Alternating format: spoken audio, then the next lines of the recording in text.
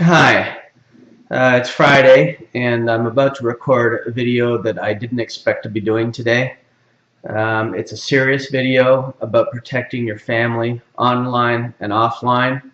I know we tell all of our kids don't talk to strangers. I tell my kids that if somebody goes to pick them up at school and they're not expecting it, to call either Wendy or myself to make sure that we okayed it. But usually I text them ahead of time and say, look, your grandmother, your grandfather will be picking you up. So we try to protect our kid against all kinds of stuff, and I wasn't prepared yesterday for what happened, and I'll tell you that story now. So my two girls, age 13 and almost 12, were decided to walk home from school.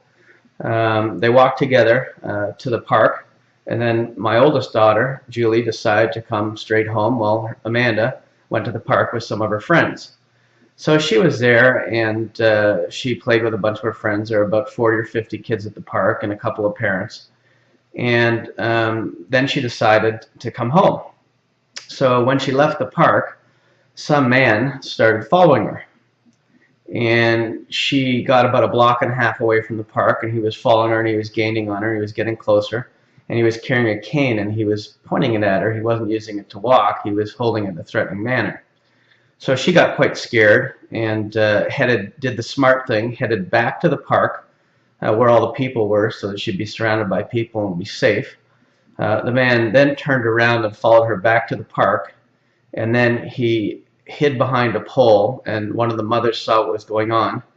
And by that time, Amanda called me, and I was at my desk, which is about, I don't know, 4 or 5 blocks away from the park. And she said, Daddy, I need you to pick me up.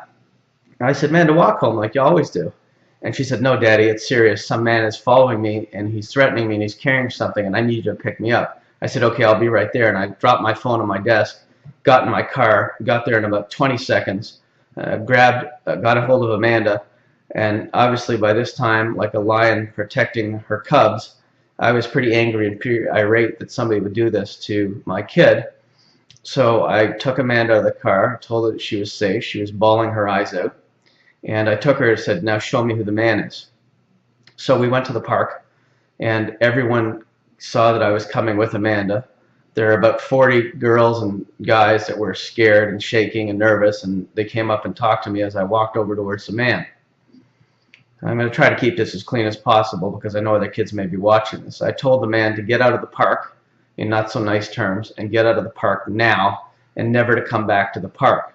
He was about 10 years older than me, 10 to 15 years older than me. If he wasn't, I may have just clobbered him. But dealing with reputation repair and a lot of people that get arrested, I know that I can't touch him, so I didn't touch him. But I was very threatening that I wanted him out of the park.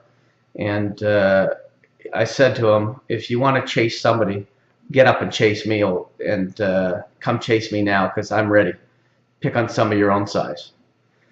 So after that, he decided he would leave the park after I told him that if he didn't get out of the park willingly, I was going to throw it to the ground and beat him somewhat senseless. Anyway, so he decided to leave the park on his own, and he got about 3 blocks away from the park. And I happened to see a police car on the way to the park, so I went back with Amanda, cut the police car off, got the policeman, told him the story. He came back, he talked to the man, he dealt with the man, and then he came back to the park to take all the statements from the people that were there. And everyone thanked me and thought I was a real hero for going and getting all this done, but really the real hero was Amanda for doing the right thing and being smart enough to go back to where the people were. I didn't do anything. All I did was protect my cub, which is what I would have done for any of my kids. So the message here is there are a lot of serious nutcases and predators close to our homes, everybody's homes, and we need to be sure, even though we tell our kids all these things, sometimes we're not prepared for some of the weird situations that could happen. So I went to my usual country style this morning for coffee, and I'm very friendly with the owner, so I told them the story, and they told me another story about something that happened at their country style. There was a guy who used to come in there, and he used to hide the toilet paper in the men's bathroom and then tell the young girls at night that there was no toilet paper. And then when the girl went to bring him toilet paper, he was always masturbating in the restroom and turned around with his pants down, and they were stunned, obviously, and they didn't get his license number or anything. Well, one time he did it to the wife who owns the place, and she knew his MO, and she alerted the girl to call the police while she went in there, and he did the same thing to her, and she got his license number, and she got everything, and then eventually he was arrested, and he had to go to court, and he was found guilty. So even in places that we think are safe, there's a lot of offline dangers that are out there. Now, I don't know what would have happened if that guy would have got a hold of Amanda or caught up with her. I'm just glad that he didn't, and that she was smart enough to do exactly the right thing. She was very upset. She was very shaken. My wife and I tried to spend as much time with her as we could last night, and she seemed to calm down a bit. But after we got there, she was just bawling and in tears. And then when I went up in her room later, she was curled up in a ball on the floor, grabbing her knees and bawling her eyes out. No 11, 12, 15, 18, whatever year-old person should have to go through that. It's traumatic, and it shouldn't happen, but we have to be prepared for when it does. So now I'm going to switch over to the online side of it. For years, I've been telling my wife, and my wife knows this, that I monitor everything that comes in and out of our house from the internet. I've been doing this for years, and it's proved valuable, and I'll tell you why. My son, who now is 17 and thinks he knows everything and doesn't, but you'll see bigger kids, bigger headaches. When he was 13 and 14, he was playing all these stupid online video games, and he was playing against adults and kids, and there were those stupid shooting games and stuff, and his personality changed. He became more aggressive, not more violent, just more aggressive. And if we tried to turn down the game for an hour and said, look, we're cutting your game time, he was like the typical, you're ruining my life, I can't take it anymore, and blah, blah, blah, and he went psychotic. Eventually, he discovered that he liked going out with his friends and partying a little bit more than he liked playing the game, so he got off of it. But while he was on those games, because I monitored his conversations and his chats and everything, and he knew this, all the kids are aware of it, it's not something I do in secret, that I found out that while he was playing a game, he was having chats with a guy in Oregon, and obviously we live in Toronto, Canada, Oregon, who was about 42, 45 years old, which is about how old I was at the time. And the guy was talking to him about stuff and personal things and weird stuff, and I put an end to that relationship very quickly and made sure that he knew that this was not acceptable. Then there's things that happen on Facebook which are weird and you need to watch out for as well. I have had domainers that wanted to get to me, add my kids on Facebook, and think that that would help them get to me, and they talk to my kids about it, and my kids always tell me at dinner what happens, and I just tell them to delete the person. And I really don't want anything to do with people like that.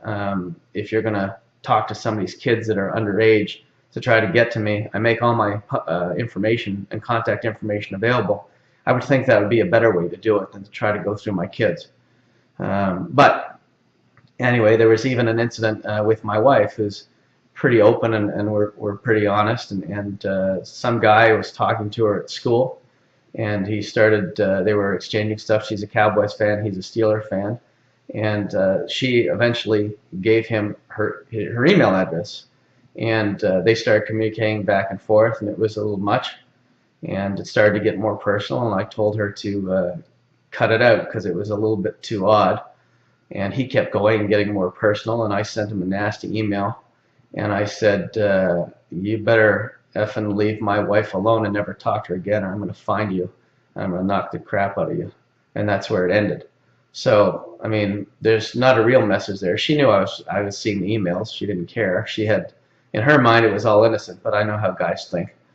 So anyway, she said I was being ridiculous, and as usual, when we have an argument or a discussion that we disagree on, we go over to her parents' house, and I go, okay, you tell your story and I'll tell mine. And 99.9% of the time her parents agree with me, and in this case they did too, that she should end all communications because it was a little ridiculous. And she did, and it was over, and that was it. And I still monitor the kids. I don't monitor Wendy anymore. I haven't monitored her in years. But she's a big girl. She can handle herself. But the kids I still monitor, and I'll probably monitor them till they're 18 or 19 and make sure that they're staying out of trouble and they're safe. So my tip today is to make sure that you take protecting your family seriously when it comes to both offline predators, which all of our parents have warned us about, but these days you have to watch about online predators as well, because they exist, And unfortunately, I had to deal with one psycho yesterday, and I am like any parent. A bear protecting or a lion protecting his cubs will fight to do anything to make sure that they're safe. And we ended up taking Amanda for ice cream last night, and that helped calm her down a bit. And I'm going to continue to do things like that. And I'm going to go to the park with her and just sit on the side so I don't interfere with her and her friends. But I'm going to pay a little bit closer attention to what's going on. I'm not going to stop her from going to the park, and now she's afraid to go to the park, so I want to make sure she gets over that. But it's a horrible situation. Both these instances, the park is about, like I said, a few blocks away from us. The coffee shop is a few blocks away from us on the other side. And it's unfortunate that in this area and in everybody's areas, these people exist. But they do, and we need to protect our families. I hope you got something valuable out of this video. Again, it was not something that I expected to talk about today, but I felt it needed to be discussed because it's just the way it is in our society. Anyway, have a great day and happy domaining.